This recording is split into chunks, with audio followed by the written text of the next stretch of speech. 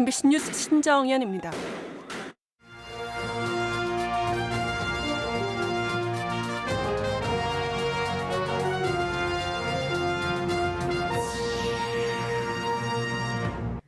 이시종 지사가 충청권 광역철도는 반드시 청주도심을 통과해야 한다며 민주당 지도부를 설득했습니다. 정치권 일정이 변수로 떠오르고 있습니다. 조류 인플루엔자로 2천만 마리가 넘는 닭과 오리가 살처분됐지만 효능이 입증된 예방 백신은 여전히 저장고에 묵혀 있습니다. 청주시의 지원금을 받고 지식산업센터에 입주한 업체들이 다시 다른 업체에 공장을 임대줬다 줄줄이 적발됐습니다.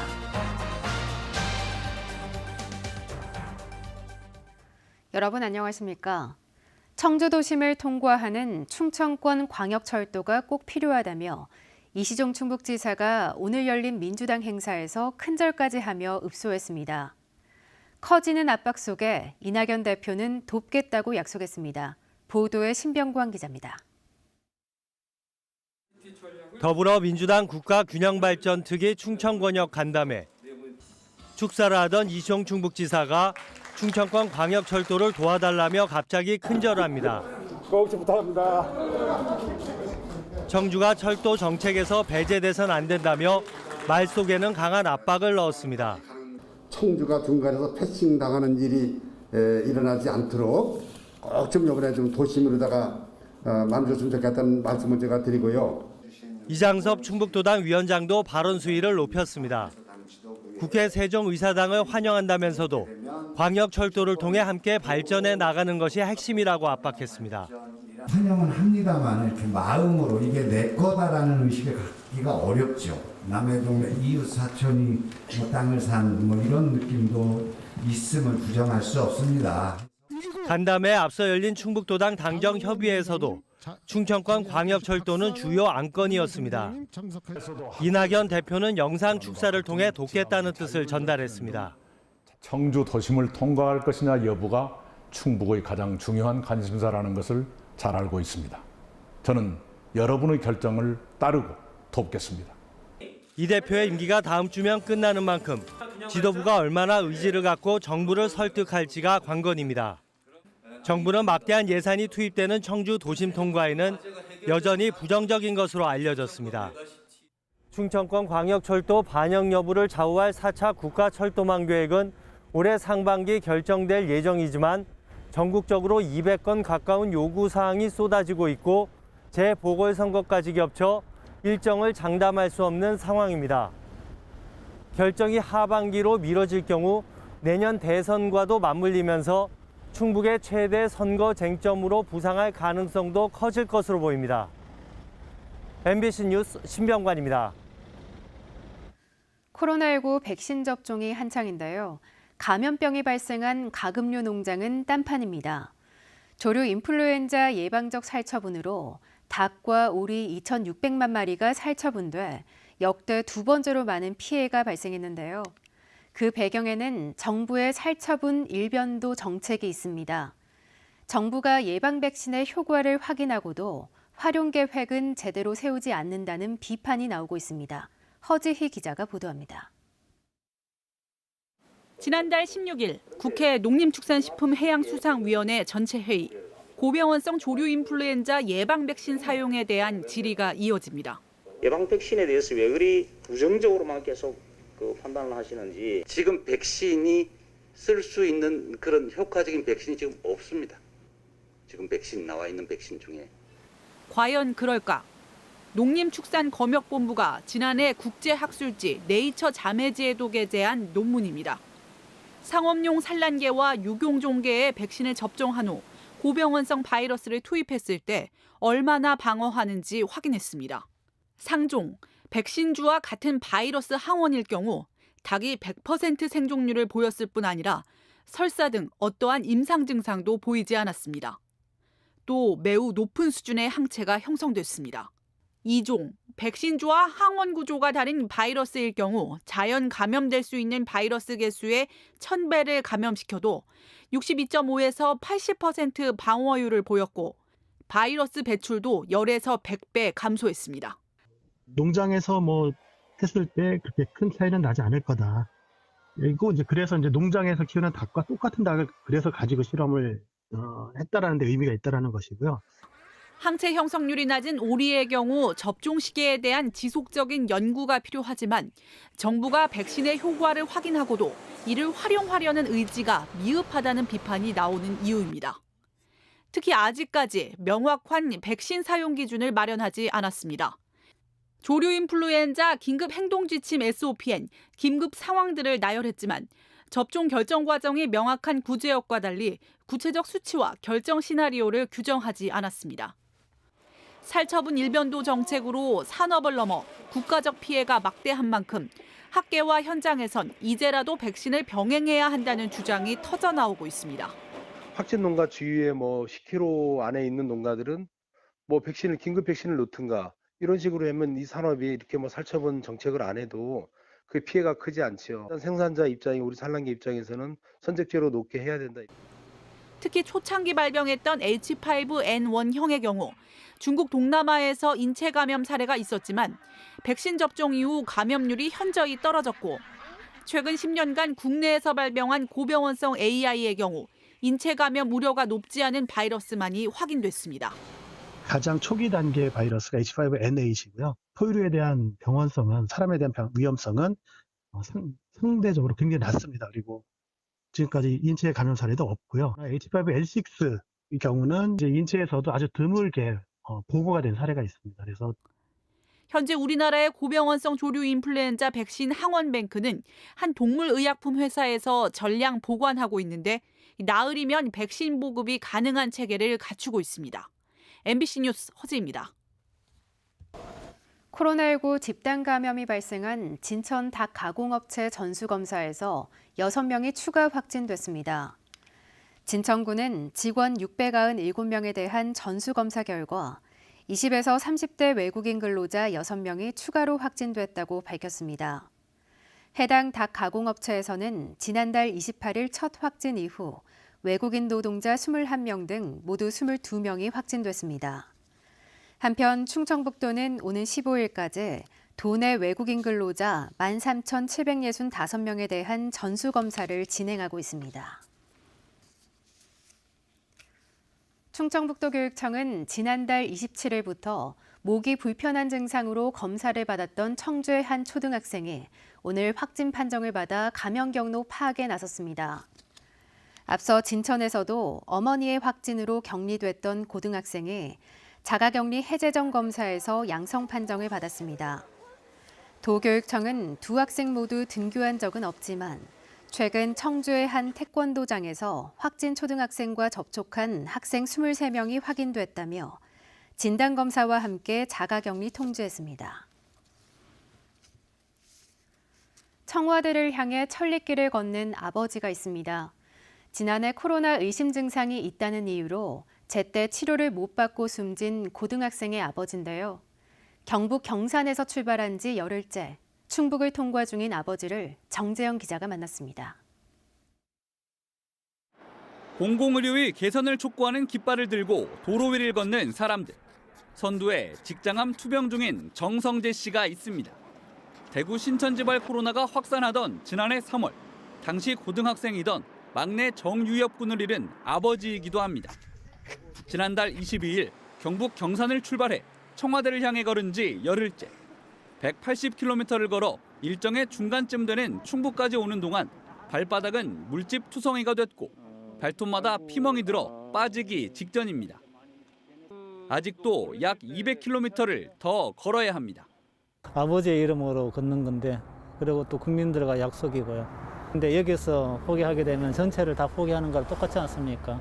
앞으로 갈 길이 먼데 유일이가 또 이렇게 하늘나라에서도 지켜봐주고 응원해 줄 거라고 믿기 때문에. 정 씨의 아들은 숨지기 엿새 전 40도가 넘는 고열로 지역 병원을 찾았지만 코로나19 의심 증상 때문에 응급실에 들어가지 못했습니다. 당장 병원에 가지 말라는 정부 지침대로 집에서 이틀 가까이 경과를 지켜본 뒤라 이미 상태는 더 나빠져 있었습니다. 구급차 지원도 받지 못해 직접 대구 영남대병원에 데려갔지만 여기서도 코로나 환자로 의심돼 13번이나 진단검사를 받아야 했습니다. 결국 아들은 급성 폐렴으로 숨졌고 코로나 감염은 되지 않은 걸로 나타났습니다. 정성재 씨가 코로나 의료 공백으로 희생됐다며 국가 차원의 진상조사와 재발 방지 대책 등을 요구하는 이유입니다. 개인의 사건으로 치부하면서 거기에 대한 답변을 하시지 않아요. 정부의 지침대로 모든 걸 했는데도 이렇게 사망자가 발생했다면 당연히 정부에서 진상조사를 하면서 대책 마련을 해야 되죠. 정부 답변을 듣기 위해 도보 행진과 함께 청와대 국민청원을 진행하고 있지만 20만 명 동의를 얻기엔 아직 갈 길이 먼 상황. 정성재 씨는 대전과 경기 평택 등을 거쳐 아들 사망 1주기를 하루 앞둔 오는 17일 청와대에 도착할 예정입니다. MBC 뉴스 정재영입니다. 청주대가 오송에 이어 충북 혁신도시에도 캠퍼스를 건립합니다. 청주대는 최근 설계 작업을 마치고 2025년까지 355억 원을 들여 혁신도시 내 2만 8천여 제곱미터에 에너지 관련 산학융합지구 캠퍼스를 건립할 계획입니다. 혁신도시 캠퍼스에는 대학과 기업연구관, 기숙사 등이 들어서고 관련 학과도 내년 1학기부터 이전합니다. 충북 혁신도시 주민들의 문화생활과 복지에 도움을 줄 복합혁신센터가 내년 완공을 목표로 이달 착공합니다. 진천군 덕산읍에 들어설 복합혁신센터는 콘서트홀과 전시관, 도서관, 돌봄 육아시설, 평생학습관 등을 갖추게 됩니다. 충북 혁신도시는 11개 공공기관이 이전을 완료했지만 정주 여건 시설에 대한 요구가 계속 제기되었습니다. 입주 지원금을 받고 있으면서도 실제 공장 일부를 다른 업체에 임대해오던 몇몇 기업들이 청주시에 적발됐습니다. 청주시가 해당 업체에 지원 중단을 선언하고 환수 조치 등의 제도 개선에 나서기로 했습니다. 보도에 심충만 기자입니다. 아파트형 공장으로 불리는 청주의 한 지식산업센터. 청주시가 입주 지원금을 주고 있는 특정 공장 호실을 가보니 실제 지원금을 받는 기업 대신 다른 기업이 입주한 상태입니다. 2개 호실을 분양받고 입주 지원을 받아오던 기업이 1개 호실을 임대한 것입니다. 지원을 받는 업체가 직접 입주해 운영을 해야 하는 조건을 어긴 것입니다. 아무도 안 계세요? 청주시가 지식산업센터 입주 자금을 지원 중인 120개 기업을 불시 실사한 결과 지원 조건을 안 지킨 기업은 모두 4곳. 짧게는 몇 달에서 길게는 1년까지 이들 기업이 직접 냈어야 할 분양 대출금이자 1,835만 원을 청주시가 대신 내준 셈입니다. 이런데도 조례나 당초 지원 공고에 부당 지원에 대한 회수 근거를 마련하지 않아 청주시는 해당 기업의 지원만 중단할 뿐 더 할 수 있는 건 없습니다. 환수하겠다거나 페널티를 주겠다는 내용이 없어요. 그래서 저희가 이번 기회에 오래 고민을 해서 내년부터는 잘못 나간 거에 대해서도 환수하도록 제도를 정비하려고 생각하고 있습니다. 지난해만 7억 원 넘게 지원했던 청주시의 지식산업센터 분양자금 이자 지원은 올해가 11년째. 자발적인 전체 현지 실사를 벌여 스스로 문제점을 발견한 건 이번이 처음입니다. MBC 뉴스 심충만입니다. 충북지방변호사회가 오는 7월 자치경찰제 시행을 앞두고 이시종 도지사, 박문희 도의회 의장 등에게 준비 과정에 참여 기회를 달라고 건의했습니다. 충북지방변호사회는 현재 자치경찰위원회의 전문성과 인권 감수성을 뒷받침할 장치가 충분히 마련되지 못한 상황이라며 위원회 구성과 조례 제정 과정에 있어 의견 청취와 참여 기회 부여를 촉구했습니다. 코로나19 백신에 대한 가짜 정보를 막기 위해 충청북도가 전담팀을 운영하기로 했습니다. 공보관을 단장으로 모니터링 팀을 운영하고 도민 제보를 받아 게시글 삭제 요청을 하거나 경찰에 수사 의뢰할 예정입니다. 충청북도는 백신 접종을 통한 집단 면역 확보가 중요한데 백신 접종 부작용과 위험성을 허위로 과장하는 가짜 정보가 SNS에 유포되고 있다고 밝혔습니다. 음성군 음성읍 신천리 일원에 1,500세대 아파트 건립이 추진됩니다. 음성군은 애초 일반 산업단지로 개발하려던 신천리 일대에 LH가 사업 시행자로 1,519세대의 공동주택을 짓기로 해 주민과 이해관계자 의견 청취에 나선다고 밝혔습니다. 음성군은 일반 산업단지 지정을 해제하고 중앙도시계획위원회 심의를 거쳐 주택공급 촉진지구로 지정할 방침입니다. 청주시가 코로나19로 어려움을 겪고 있는 일반 음식점에 입식 테이블 설치비를 지원합니다.